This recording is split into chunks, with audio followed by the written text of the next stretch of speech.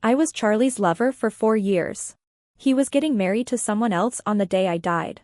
You don't even come to my wedding day. Why don't you want to see me marry someone else? Or do you think that I will compromise if you act a little bit stubborn?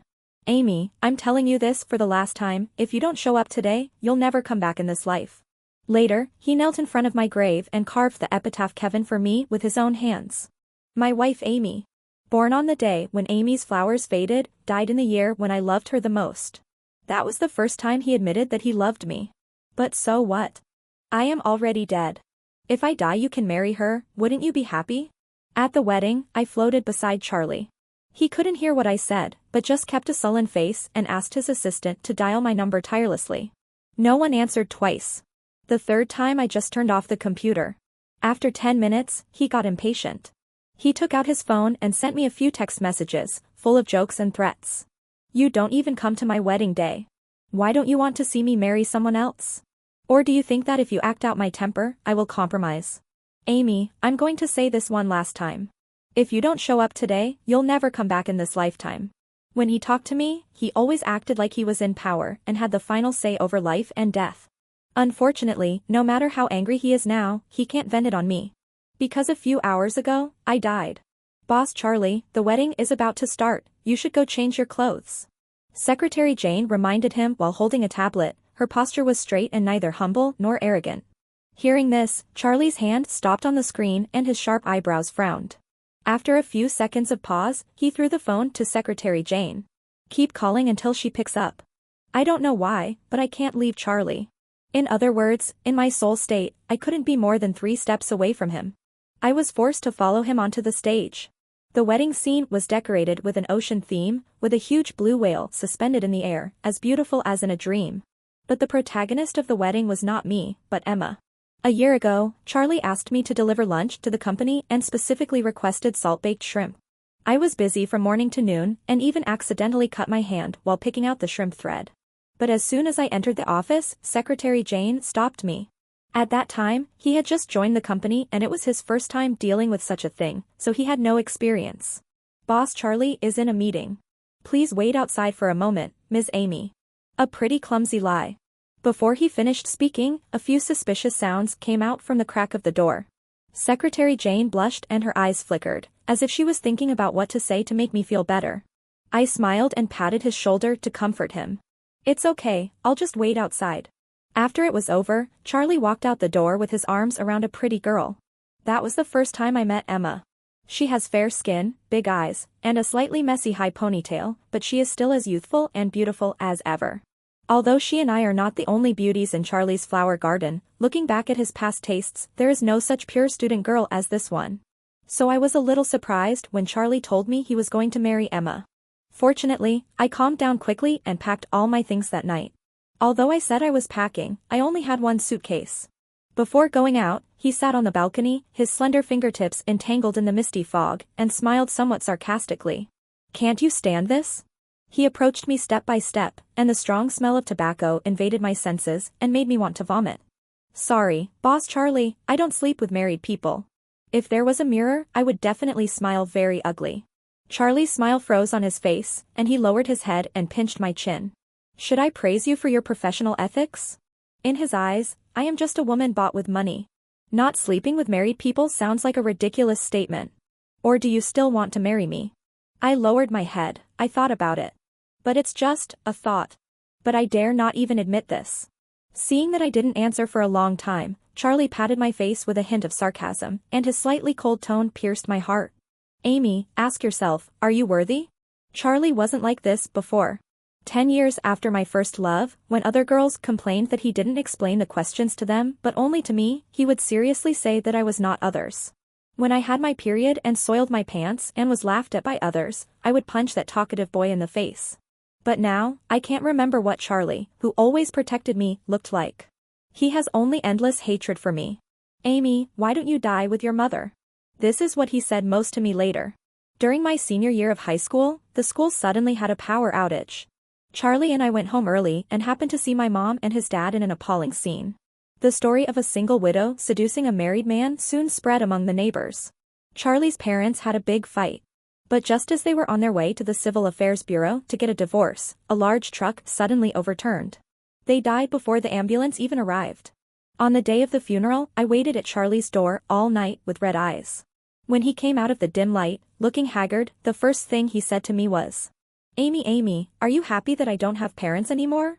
He hugged me, his long fingers leaving red marks on my arms. Occasionally tears drip on my shoulders. I endured the pain, pursed my lips, and apologized to him over and over again. But in the end, Charlie just shook his head and said tearfully, "I hate you." He disappeared completely from my life, and my mother suffered a stroke and became paralyzed because she couldn't bear the blow.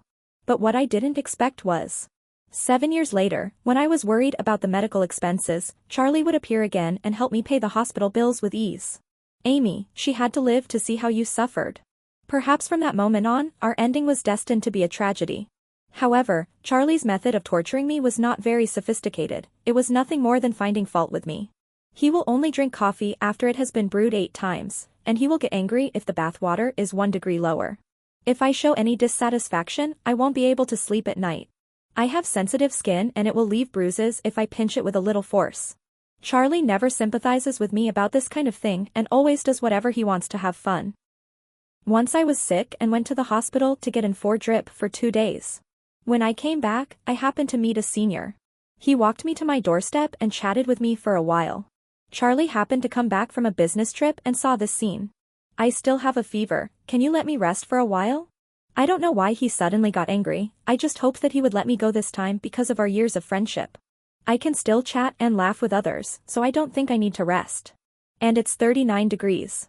I haven't tried it, but I want to try it. I called him a beast and deliberately competed with him, but tears fell silently. Charlie turned my face back and gently rubbed his thumb across the lip that was bitten and bleeding. "Don't act like you've been deeply wronged. At worst you can swipe my card tomorrow to vent your anger. Anyway, using your body to exchange for benefits is what your family has always been good at." I glared at Charlie. Hitting my sore spot made him extremely happy, and the smile on his face even had a hint of hideous pleasure. "Otherwise, do you think that my father takes care of your family for no reason?" My strength was drained away at once. Because I have no way to refute this point. Candies every now and then, hard goods during festivals. Without me knowing it, it had already become something that I would feel ashamed of whenever I thought about it in my life. After it was over, I had a fever for another 3 days and fended for myself in the guest room. Charlie, who lived on the other side of the wall, only threw over a box of antipyretic medicine on the first day. He said, "Amy, don't die in my house, I think it's unlucky." An animation recording the love story of the bride and groom was played in the venue. On the lush tree-lined avenue, the careless girl bumped into a passerby who was daydreaming. The girl hurriedly apologized and picked up the man's dropped phone, but the man was stunned when she turned his head. Before long, they fell in love. He took her to Provence, where lavender grew, and they hugged and kissed in front of the bell tower in the town of Saint Remy. The guests applauded and cheered for their love, but I was deeply hurt by this scene. This is what Charlie wanted me to see. I have to admit, he always knows how to torture me the most painfully. When I was in high school, my deskmate asked me where I wanted to get married in the future.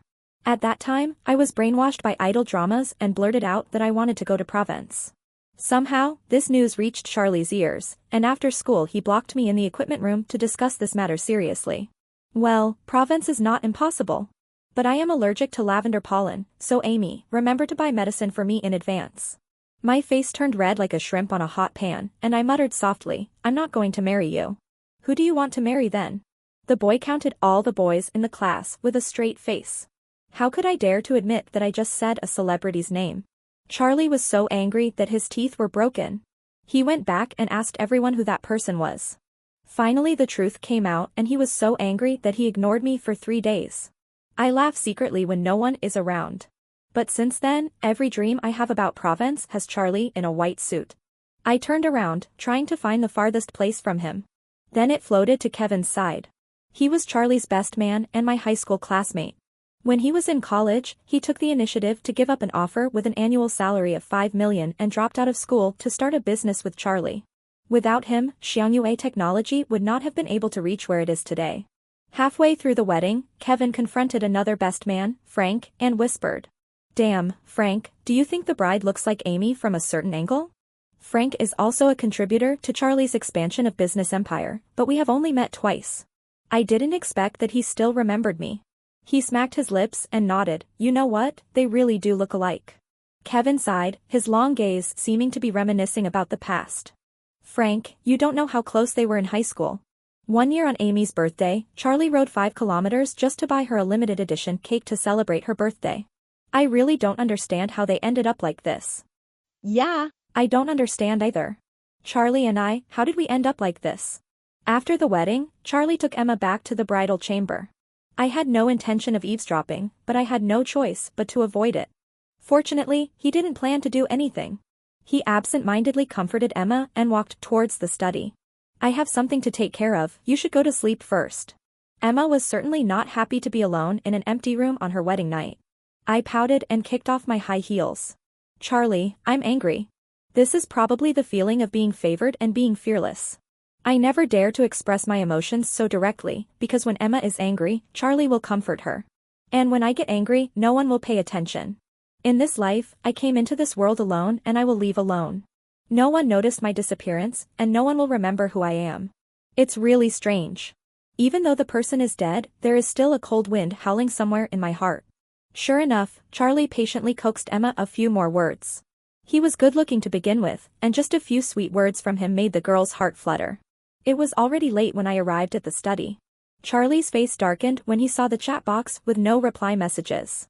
But he wasn't worried about my loss of contact. He was just angry that the canary he raised dared to disobey him like this. I couldn't sleep at all that night. He paced the room anxiously, looking at Charlie who was sitting not far away, wishing he could pounce on him and strangle him. But I probably don't have any talent for being a ghost. When my fingers touched his body, they went straight through. Charlie didn't sleep well either. He leaned on the recliner in the study and pondered for half the night. At daybreak, he took out the pills from the drawer and swallowed them without drinking any water. I checked secretly, and it is a tricyclic drug. The main effect is antidepressant. Kevin said that the death of both his parents at the same time was a big blow to Charlie. During those years he spent abroad, his life was not as glamorous as it appeared. But he was used to saying nothing, allowing despair and anxiety to take over his heart. Don't let yourself go, and don't let me go. After one quarrel, I cut a deep wound on my wrist, looked resolutely at the cold ceiling, and called him. I will give you a life, please let me go and let yourself go. There was only a sneer on the other end of the phone. If you dare to die, your mother won't have to live either. He always likes to threaten me like this. Pull your thoughts back.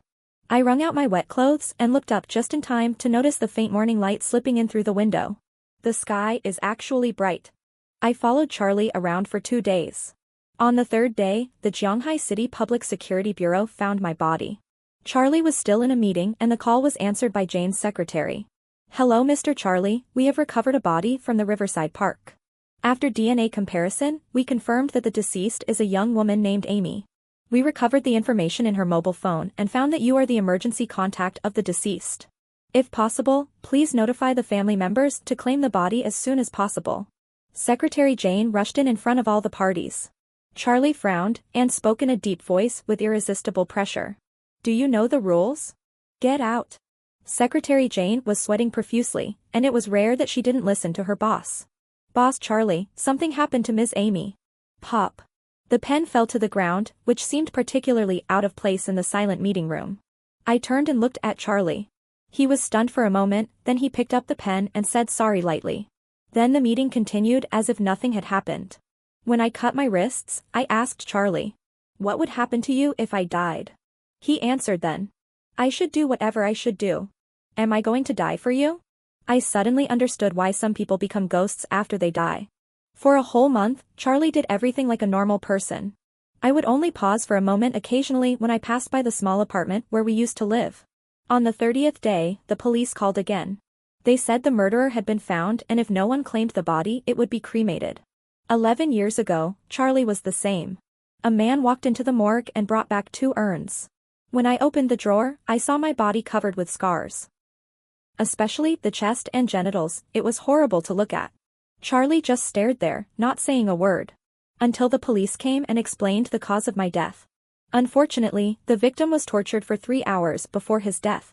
The murderer used a dagger and a hammer to cause different degrees of fractures on the victim's sternum, hip bone, and patella. However, the autopsy results showed that the cause of death was shock caused by extensive injuries. What do you mean? Charlie asked. The policeman took a deep breath and glanced at my body with pity. In other words, she died in agony. Cold memories flooded into my mind, and in a trance, I could hear the sound of a knife blade sinking into my skin. I couldn't help but curl up. It was as if those sharp blades penetrated time and space and stabbed into my body mercilessly again. It hurts. It hurts like hell. The man grabbed my neck and kept trampling on my dignity with words. You're just a bitch, why are you pretending? Don't think I don't know what you do. Why, rich people can do it, but I can't. I struggled desperately. The blood mixed with tears flowed into the dry throat. I wanted to call for help, but Charlie wouldn't come. I wanted to call the police, but my phone fell when the man knocked me unconscious. The Riverside Park is under renovation, so no one will come at this time. The darkness and crimson interweave to form the unbearable background of memories. Only the chirping of cicadas in the summer night and the quiet lake can hear my desperate cries. I think I really can't hold on any longer. But his last thought before death was about Charlie. Would he be happy about my death, or would he shed a single insignificant tear for me? Cold water poured in and consciousness collapsed. If I don't ask a question, no one will ever answer it. At the funeral home, Charlie paused. He held the freezer door with one hand and took a deep breath. Why did that man kill her? The female police officer who came with him pursed her lips and looked at Charlie with a variety of emotions in her eyes. After a pause, he said, the murderer's girlfriend ran away with a wealthy businessman not long ago, and he was angry about being cuckolded. I drank a little on the day of the crime, and I heard from others that the deceased was the secret lover of a wealthy man. He said that such a woman was not worthy of being a human being. After saying that, the policewoman was about to leave, but when she reached the door, she didn't know what she thought of. After taking a deep breath, he still couldn't help but speak, Mr. Charlie, I don't know if you have heard of the word humanization. When the abuser believes that the victim is morally flawed, he or she will subconsciously exclude him or her from the ranks of human beings. Abusing them is like crushing ants. There is no need to consider their feelings, and there is no guilt for hurting them. She paused, her eyes meaningful. So who made the murderer think that the deceased was not worthy of being a human being? That day, Charlie sat outside the police station all night. Emma called 10 times, but each time she hung up. Finally, I had to ask Secretary Jane for help. Boss Charlie, please go back first. Secretary Jane brought a coat and put it on Charlie. But suddenly I heard his confused voice, what was I doing on the day Amy moved out? Why didn't I stop her? Secretary Jane didn't say anything. Does Boss Charlie really not remember what he is doing? Uncertain. It's clearly written on the schedule. He was helping Emma pick out a wedding dress. Charlie asked the police for my address and went to the apartment I had rented before I died. Since we didn't plan to live here for long when we moved in, the room was very simple. The most valuable item was the mobile phone handed to him by the police. Charlie walked to the bedside and charged his cell phone. As soon as I turned on the phone, a call came in. Is this Ms. Amy? Charlie was stunned for a moment, and then he said lightly after a while, just tell me. The other party was a little hesitant, but seemed very anxious. It was like this, Toffee was infected with feline panleukopenia, so Ms. Amy placed it in our hospital for treatment. But it has been a month since Toffee recovered from his illness, but Ms. Amy has not come to pick him up. Can you contact her? Toffee is a cat I picked up from outside. At first, Charlie didn't agree with me keeping it. He was reading documents in his study when he secretly brought the cat back. I heated up some milk to bribe him, but he said without even looking up. Amy, there can only be one beast in this house. It's either you or it. I could only bring water and food every day and feed Toffee secretly. Fortunately, Emma has a bad temper and came to pick a fight after learning of my existence. During the scuffle, I fell down the stairs. Blood flowed down the side of her legs, staining the white dress red. That was Charlie and I's first child. When he woke up he said nothing. The next day, Toffee showed up at home. I know this is a rare apology from Boss Charlie. During our 4 years of love and hate, the only one who stayed with me was Toffee. Charlie would tease it occasionally. But once he saw me, his face changed faster than a cat. Amy, get out of here with your little beast. Thinking of this, I feel a little uncomfortable. My Toffee. If I die, who will take care of you? But the question soon had an answer. Charlie made a phone call and asked Secretary Jane to take Toffee home. Emma knows Toffee is my cat. She didn't like me in the first place, and when she reached out to grab the cat, she was bitten by it. She started crying and making a fuss, asking someone to send Toffee away. But this time, Charlie didn't coax her. He looked at Emma coldly for a few seconds, then went to the bedroom to pack some clothes. I'll take the cat away. You can live here if you want. If you don't want to, get out. Emma had never seen him like this before, as cold and distant as a block of ice. Everyone was stunned for a moment and stood there, not daring to speak. And so, Charlie brought the cat back to my house. He contacted the landlord and paid half a year's rent, indicating that he was planning to stay there for a long time. I really don't understand him. But now, I don't want to understand it anymore. I turned to look at Toffee. It climbed out of the cat bag tremblingly, stretched out its front paws to test, and suddenly jumped behind the curtain. After all the trouble, I must be hungry. But Charlie can't even feed him. I had no choice but to float to the table and with great effort push the box of cat strips to the table. With a clang. Charlie turned his head and frowned, then walked over resignedly and added some food to the cat bowl. Perhaps because he has been wandering for too long, Toffee is still very cautious. Only after the people walked away did he walk to the cat bowl and eat the food. Charlie returned to his bed, closed his eyes and frowned, not knowing what he was thinking about. I don't have time for him. Because I found Toffee, it seemed like it could see me. It looked at me curiously for a while, stretched out its claws and scratched in the air, then exposed its belly for me to touch. It never acts like a spoiled brat in front of Charlie. Very nice. My Toffee is only good to me. I couldn't help but squat down and touch its furry little head. But when the hand passed over its head, it turned into nothingness again. I smiled helplessly and pretended to tap its little paw. Sorry, Mommy can't touch you. But Toffee is a cat after all. It does not understand the meaning of death. I don't understand how a person living in this world can collapse before a cat. It just wonders why I didn't pick it up for so long. After the strange moment, he still rubbed against me like before.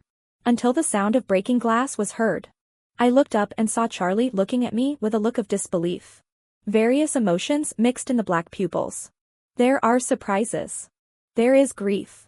Finally, it turned into a gentle "Is it you?" floating in the dim light. After that day, Charlie stayed in my rental house and refused to leave. Apart from working, I just stay in the room drinking. After a long time, I started to suffer from insomnia again, waking up many times a night, and no medicine worked. Later, I simply did not sleep, hugged Toffee, and looked through our chat history. We actually talk very little. Usually I ask him if he will come back for dinner, and he replies with a faint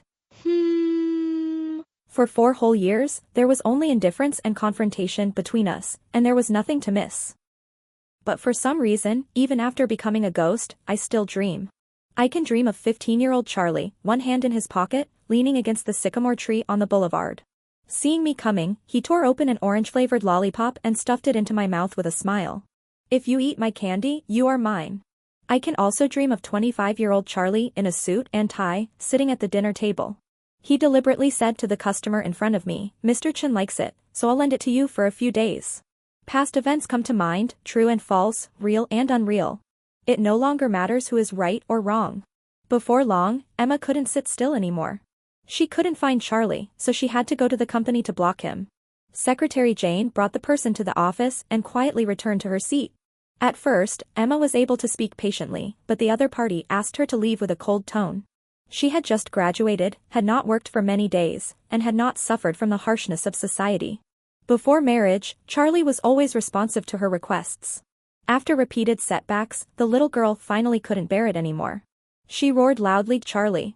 That woman is dead. The one who is with you now is me. It's me. You haven't been home for 2 months. Even if you use me as a substitute and want to use me to take revenge on Amy, can't you at least look at me?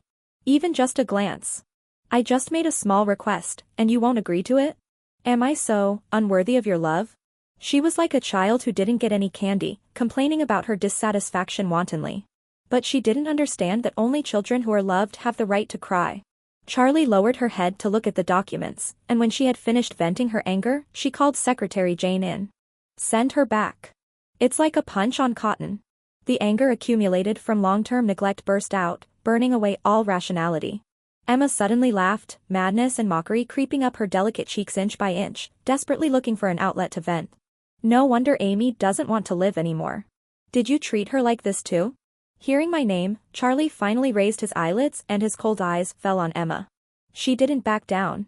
Do you think Amy was really killed by someone else? I tell you, no, you killed her. It is your selfishness, your indifference, and your irrational revenge that made her not want to live anymore. Before she finished speaking, Emma took out a recorder from her bag. Turn on the power and throw it hard on Charlie. At first she wanted to ask for help, and kept calling Charlie, which was so annoying. Later, a piece of paper fell out of her bag, and when she saw it, she stopped struggling. What paper? It seems to be a wedding invitation or something like that. Then she started scolding me in all the harsh words she could. I was so angry that I just did something ruthless to her. But later you told me about her situation, and I thought maybe she didn't want to live anymore, so she deliberately provoked me and wanted me to help her. The recording is finished. Charlie folded his hands, which were trembling slightly, as if he was enduring great pain. His sinister eyes were always fixed on Emma. After a long silence, he pushed the chair away and walked towards her step by step. Perhaps the criticism in his eyes was too obvious. Emma took a step back unconsciously. When she stepped back, her high heels got stuck in the gap of the carpet. Emma fell backwards, earning a sneer from Charlie. Is this why you came to see me? Emma's temper dropped immediately, and she bit her lip and said nothing. Actually, it's not. She just wanted to get her husband back. The husband who was hypocritical to her but could satisfy all her requests. Even if it is done in such a hysterical and lose-lose way. Just like me back then. Charlie laughed again, squatted down, and gently tucked Emma's bangs behind her ears. But he opened his mouth like a snake. Now that you know why I married you, why do you still challenge my bottom line? You want money, I want you to play a play with me. Originally, we just need to get what we want, right? Emma was shocked. What does that mean? Charlie stood up and wiped his hand that had touched Emma with a tissue in disgust. Let's get a divorce. Let's go and complete the formalities tomorrow. The month after I died, Charlie got divorced. Emma begged desperately at the door of the Civil Affairs Bureau, but the other party was unwilling to even look at her. He pried open Emma's fingers one by one, with a look of disgust, as if he was treating garbage. There are some things I don't want to say a second time. Emma froze where she was with tears in her eyes, but she didn't dare to bother Charlie anymore. She also knew that if she continued to make trouble, she would lose even what she had. I was floating in the air, watching this farce in a daze. It turns out that in Charlie's eyes, even marriage is a tool to take revenge on me, and it can be treated so lightly. It's really sad and lamentable. Also ridiculous. Of course, this is not the only thing that strikes me as ridiculous. That night, the door of the rental house was pried open by my Uncle Ethan. He told the landlord that he wanted to take my ashes and bury them back in his hometown. But as soon as he entered the door, he started to rummage through the cabinet. Also coming in was his son Henry. Dad, can we do this? Although Amy is dead, her mother is still alive. Can we get the money? Ethan slapped him on the head. You know nothing. If it weren't for me, would Amy have been able to get her to the hospital when your aunt was paralyzed? Would she still have a mother now? Besides, your aunt only has one daughter, and her family is extinct. Even if Amy didn't die, I could carry on the Henry family line, and the property should be mine. Go quickly and find the property certificate. Henry pouted, but did as he was told. Ever since my mother became paralyzed, these two have been trying to get me to give Henry money to buy a house, and they even hired someone to harass me. But I kept on guarding against it and never gave in. I didn't expect they would come. They probably didn't expect that their actions would be discovered right at the very beginning. Charlie stood at the door, looked at the mess on the floor, and called the police without mercy. After finishing the statement, it was already dark when I came out of the police station. The moonlight is pouring down, just like the night when we walked home hand in hand carefully. He walked alone on the overpass, his tall back filled with fatigue. Thinking of that shameless father and son, he sighed for the first time. You must have had a really hard time over the years. After I died, Charlie finally spoke up for me. I think I am indeed a child who is not favored by God. Because I was a girl, my father abandoned his wife and children and started a new family after I was born. My mother desperately wanted someone to rely on and regarded me as a burden. I chose the most wrong way in the pursuit of happiness, which made me bear the blame for 10 years. My uncle, who seemed to be taking good care of me, was secretly trying his best to squeeze every last drop of value out of me. No one in this world loves me. Except Charlie. But that love was short-lived. Opened. Soon he was defeated again. I sat on the railing in a daze. Want to speak. I don't know what to say. Finally, Kevin found Charlie in the bar. In my impression, Charlie has always been a restrained person and rarely drinks like this. Even though he couldn't walk steadily, he still insisted on going to the rental house. Kevin had no choice but to compromise. After half dragging and half pulling, I finally got the person onto the bed. It was late at night. He looked at the drunk man and sighed silently. If I had known this would happen, I wouldn't have done it in the first place. I followed them home, and Toffee saw me and started circling around me again. Rub it and lick it. Reach out your paw for a hug. As usual, I tapped Toffee's little nose and whispered to it. Not long after, Toffee turned over his belly again. It was originally a very ordinary action, but it took on a different meaning in Charlie's eyes. He suddenly rushed over and hugged Toffee in his arms. In front of my shocked gaze, tears fell down. You hate me so much. Hate you so much that only Toffee can see you? Amy, you are so cruel. Amy, Amy. I suddenly felt like laughing. You're already dead, who are you acting like this for? I floated indifferently to the cabinet and watched the sadness turn into a flood beast, wrapping up and swallowing Charlie. He kept repeating the same sentence. Amy, do you hate me that much? I stared at him blankly. Shouldn't I hate it? Should. He trampled on my love and destroyed my dignity. Like my senior year of high school, when Charlie dropped out and my mom had her stroke. I was often locked in the toilet, distribution box, or equipment room. My clothes were often wet and my hair was cut to look like it had been chewed by a dog. The boy took out my sanitary napkin and openly stuck it on the desk, mocking me for being his lover's daughter. But obviously, I don't know anything. I have to accept the unwarranted malice and cannot have any resistance. From that time on, I was filled with hatred towards everyone. But shouldn't Charlie hate me? You should. My mother made him lose his happy family. Let him live under someone else's roof and become depressed and sleepless. If it were me, I would hate it too. It is human nature to vent one's anger on others. But what I don't understand is that now I am really dead. I will never appear in front of him again and remind him of that sad past. We will never quarrel again, and we will never hurt each other with words that would hurt ourselves by killing 1,000 enemies. Things have come to this. Charlie, why are you sad? I don't know why God arranged for me to continue to be with Charlie after my death. But the good news is, my shadow is starting to fade. I was glad that I could finally be free, but I felt reluctant to leave when I saw Toffee eating his food obediently. The only things that are difficult to overcome in this world are life and death. Every minute of the countdown is a torture for me. Not long after, the hospital called and said my mother couldn't hold on any longer. The nurse said that a man who called himself Henry came to see my mother and told her the news of my death in tears. That afternoon, my mother's electrocardiogram turned into a straight line. Multiple organ failure, no cure. She has been lying in bed for 11 years. Now, the person who has given me the most love and also made me suffer the most hatred has come to her destined end. I can't describe how I feel, I just feel that there is no place in this world where I can anchor anymore. I clenched my fists. Release your palms and go. After a lifetime of busyness, in the end you have grasped nothing. I watched the doctor remove the machine, and I felt my soul grow a little lighter. While the caregiver was packing up, Charlie unexpectedly heard some news. The people who spread the news that I was a mistress of a rich man were actually Ethan and his son. I remember now. On the day of the accident, they came to me to ask for money. At that time, I refused to be a sucker, so Ethan scolded me downstairs. The drunk man happened to pass by and heard his insults, and he became murderous. Later, Henry saw the man's portrait on TV and understood the whole story. Feeling guilty, I came to my mother to confess. I was so angry that my eyes turned red. But now that my physical body is destroyed, the greatest revenge I can get is to move pebbles and make them fall a few times on the road. In the end, Charlie buried me and my mother together in the cemetery. It's very strange that such a big person was burned to ashes, but there was only a small box left. Charlie is carving something on my tombstone.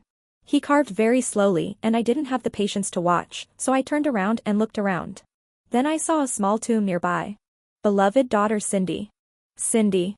I repeated the name silently. After a while, my mind exploded. I never knew that Charlie had named the child and erected a monument for him, and he never mentioned this to me. Just Cindy. Cindy. What were you thinking when you chose this name? The autumn wind blows, and the dead leaves are like butterflies. Charlie stood alone in the wind, looking bleak. It suddenly occurred to me. There is no one in this world that he loves anymore. He will be just like me in the past. In the long time, following the memories that are either happy or sad. Live alone. Not only me, but everyone noticed that Charlie was becoming more and more silent. He was like a dying tree, and all he had to do every day was wait for death to come. I often saw him sitting silently in front of the window, staring at my photos in a daze. In the slightly blurry picture is the peaceful sleeping face of a woman. Judging from the background, this photo was taken when Charlie was hospitalized for gastric perforation. He was not an easy patient to take care of. He would order people around and not care about anything. I was often so tired that I secretly dozed off. But one time I woke up and saw him acting sneaky. He was so close that he could hear his breathing. As soon as I raised my head, I could touch her thin lips. Seeing me wake up, Charlie was stunned for a moment, then he suddenly dodged and hid the phone behind him. I had seldom seen such embarrassment and anger on his face. It turned out that he was taking secret photos at that time. While in a daze, Toffee went over and rubbed against Charlie. He bent down and picked up Toffee, with his eyes downcast, not knowing what he was thinking. A long time. Let out a sigh. "Daddy, can you find a new home?" My heart was shocked. I thought this day had finally come. One day, all trace of me will disappear from Charlie's life. And Toffee is just a small beginning. The next day, Charlie packed the cat bed and bowl and gave them to Kevin. Kevin seems careless, but he is actually very careful. I feel relieved to leave the toffee to him. After doing all this, Charlie returned to the company and made a decision that shocked everyone. He quit Xiangyue Technology. He was determined to give up his 10 years of hard work and arranged every matter as if it were his last will. No matter Kevin's scolding or Frank's persuasion, it was of no use. It's just that no one knows what he wants to do. I don't know either. My spirits were getting worse and worse. Without Toffee's company, I just lay on the bed and slept soundly all day. Charlie would occasionally write or draw on paper, but I was too lazy to look at it. I think I will disappear soon. That's fine.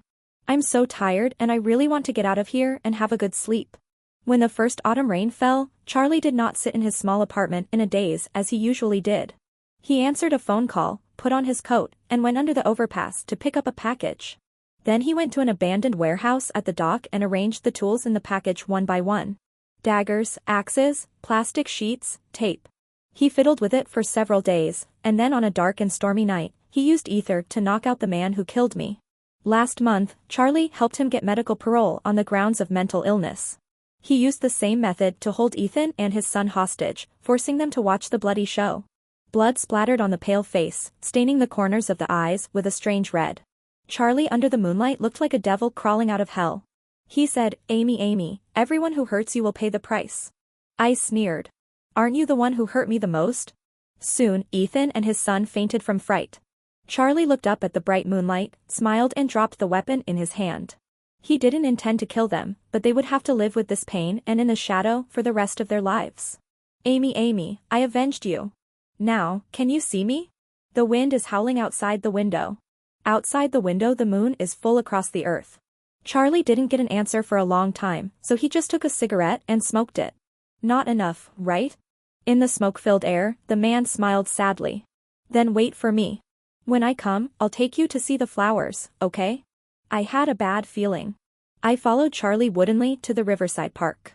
Ripples appeared on the calm lake's surface, and the water gradually submerged his body. The traveler did not hesitate at all. Why bother? I am already dead. Even now, I still can't bear it. But he couldn't hear me. Still step by step, staggering but determined towards the depths of the water. Meanwhile, my soul was growing fainter. It seems that it will disappear in the wind with just a slight touch. I know that the last bond between me and the human world is about to break. The wind started to pick up around me, and time went backwards rapidly before falling into darkness. I seemed to see young Charlie leaning against the sycamore tree. Carefully hide the orange-flavored lollipop in your pocket. My consciousness faded and I came back to the day when my mother and I just moved into the alley. A gentle aunt pointed at a little boy not far away and asked me to go over and play with him. But this time, I shook my head. Some stories are destined to be tragedies from the very beginning. So if you have to do it again, it's best not to start. That's the case for me. The same goes for Charlie. If there is any selfish desire, it is that I hope Cindy can be born into a good family in the next life. Eat well and dress warmly. The most important thing. Having a pair of loving parents taught him to love himself and others. Kevin rarely suffers from insomnia like this. After being woken up by Toffee for the third time that night, I decided to get up and take a look. When I got to the living room, I found Toffee jumping up and down on the cat climbing frame, looking particularly restless. He thought Toffee had not yet adapted to the new home, so he rubbed the furry cat's head and went back to sleep. Later, Kevin recalled the Toffee that night and felt that it must have sensed something. Charlie is dead, killing the man who murdered Amy. He always felt that people like Charlie had a ruthless tendency to commit crimes. I didn't expect that when he really committed a crime, he would be even more cruel than I imagined. On the day of packing up his belongings, Secretary Jane went with him. They found a letter in the drawers compartment, addressed to Amy. Secretary Jane asked him what to do. Kevin stared at the letter, his eyes gradually becoming moist. He sighed and said, "Give it to me, I'll go to the cemetery in the afternoon and burn it for Amy." Secretary Jane nodded and handed him the letter. After 3 years of being classmates, he has a certain understanding of Amy. A girl who speaks softly and is gentle. Sometimes he would wonder how Charlie could bear to treat a girl like this. He would deliberately call her to his office and let her watch him being intimate with others. At first, Amy would not hide her emotions. If she showed the slightest sign of unhappiness, Charlie would scold her for being wishful thinking. But later on, Amy acted like she didn't care, and was so upset that she became Charlie instead. Kevin had seen him get angry more than once because Amy talked to other people. Once, Amy accompanied Charlie to a dinner party and was taken advantage of by a spoiled rich second-generation man. Charlie said on the surface that Xiao Chun liked it so he would lend it to you for 2 days, but after the dinner was over and he sent Amy away, he blocked the person in the club and beat her up. "Amy, I'm going to say this one last time. If you don't show up today, you'll never come back in this lifetime." Even when Amy committed suicide, although Charlie didn't go to see her, he sat in the office all night. After learning that the person had been rescued, he got drunk again. She called Cindy one moment and Amy the next. From these two people, Kevin clearly understood the meaning of the term love-hate relationship. He couldn't help but ask, why can't we let the past go?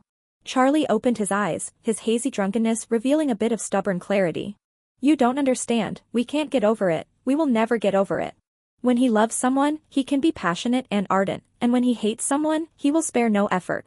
This kind of personality can be decisive in business, but when it comes to relationships, it becomes overly paranoid. Kevin couldn't understand why two innocent people, who were both alive, couldn't love each other properly. But this question will never be answered. Charlie is dead. In the evening, Kevin came to the cemetery and burned the unopened letters in front of Amy's grave. The flames devoured the paper.